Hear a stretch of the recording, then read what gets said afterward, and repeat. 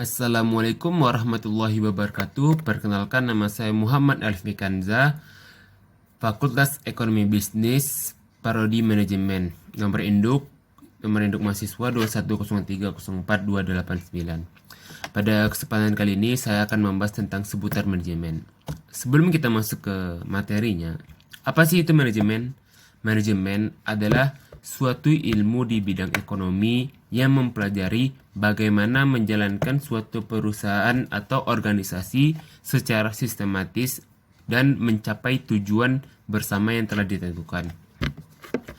Mengapa kita membutuhkannya? Seperti yang saya jelaskan tadi, kita membutuhkannya agar kita dapat mengetahui apa-apa saja yang harus kita lakukan dalam menjalankan sebuah organisasi atau perusahaan secara sistematis agar tidak terjadinya amburadul dalam berbagai tugas dan mencapai tujuan bersama perusahaan dengan bersama-sama. Nah, organisasi atau perusahaan ini terbagi menjadi dua. Ada organisasi profit dan non-profit. Organisasi profit atau perusahaan profit seperti Unilever, Indofood, dan lain-lainnya yang memang usahanya itu untuk mencapai atau mencari keuntungan. Dan usaha yang non-profit, yaitu yang tidak mencari untung seperti ACT, Aksi Cepat Tanggap, itu seperti kemanusiaan. Mereka membuat organisasi itu untuk kemanusiaan, untuk membantu sesama manusia, tidak mencari keuntungan ataupun uang.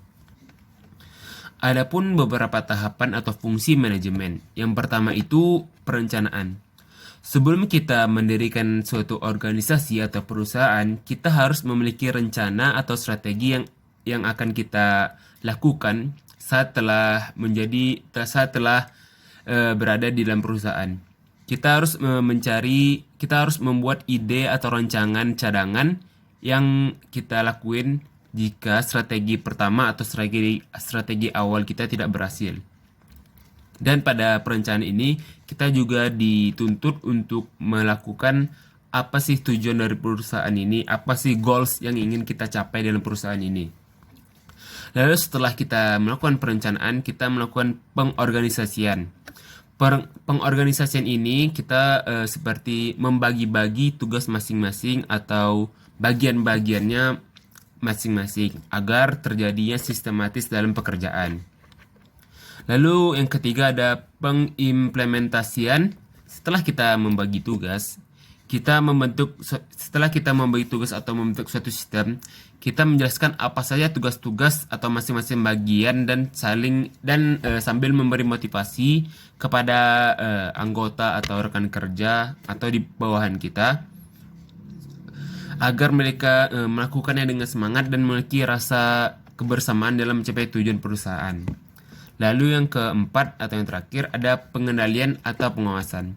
Saat semua perencanaan, pengorganisasian, dan pengimplementasian telah berjalan, kita perlu melakukan pengawasan. Agar apa?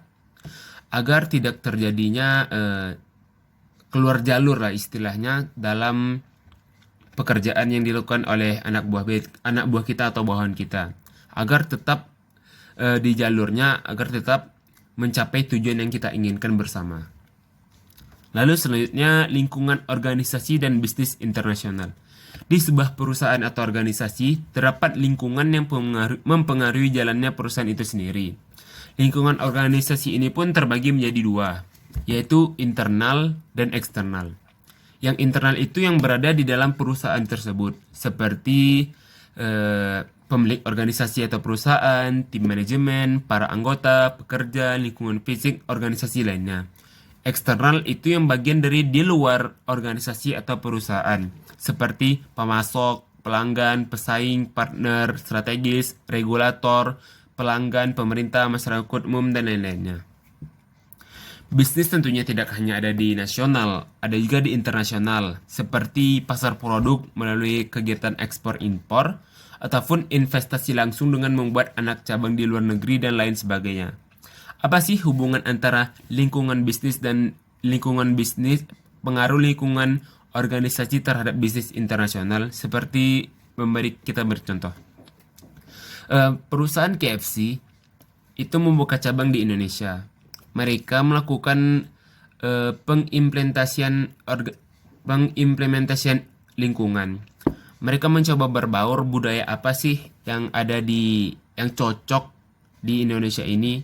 Karena mungkin kan di sana bisa yang haram, di sini ada hal haramnya, di sana kan nggak ada. Jadi mereka membuat menu baru seperti nasi uduk. Kalau di Amerika mungkin nggak ada tuh eh, nasi uduk itu, menu nasi uduk itu. Cuman di sini itu merupakan salah satu ide yang diberikan oleh KFC untuk berbaur dengan budaya sekitar. Lalu setiap perusahaan memiliki tanggung jawab sosial yang merupakan bagian dari etika bisnis, yaitu kesadaran perusahaan bahwa keputusan bisnisnya dapat mempengaruhi masyarakat.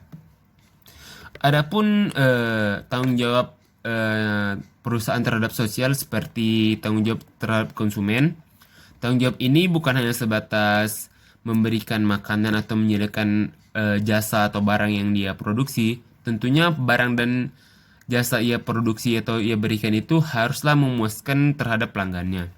Lalu tanggung jawab terhadap karyawan, seperti ia harus memberikan gaji yang cukup atau layak, memberikan kenyamanan atau memberikan atau tidak membeda-bedakan karyawan.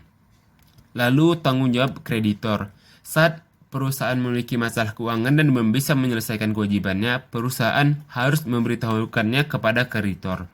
Lalu tanggung jawab kepada pemegang saham. Bertanggung jawab atas keputusan pemegang saham, perusahaan harus bisa meyakinkan pemegang saham di mana manajer perusahaan memonitor seluruh keputusan bisnis dan meyakinkan bahwa keputusan yang diambil tersebut demi kepentingan pemegang saham. Lalu tanggung jawab sosial terhadap lingkungan, seperti mungkin perusahaan itu memiliki limbah dan sebelum limbah itu dibuang harus diolah agar tidak mencemari lingkungan sekitar.